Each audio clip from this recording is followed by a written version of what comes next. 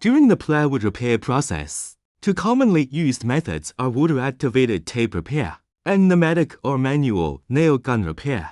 Water-activated tape repair is typically suitable for smaller areas of damage, such as cracks or scratches. Its advantages lie in its simple operation and lower cost. For larger areas of damage, or in situations where high demands are placed on repair strength and stability, the use of a pneumatic or manual nail gun is recommended.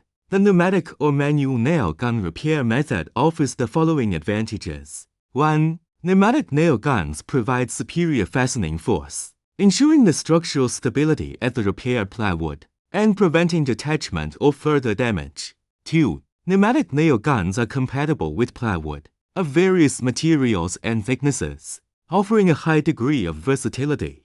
3. Plywood repair using a pneumatic nail gun enjoys an extended service life and effectively withstands the effects of external environmental factors. 4. With only minimal training, operators can quickly master the technique of pneumatic nail gun repair. When selecting a plywood repair method, a comprehensive assessment should be conducted based on various factors, including specific requirements, the extent of the damage, and budgetary constraints.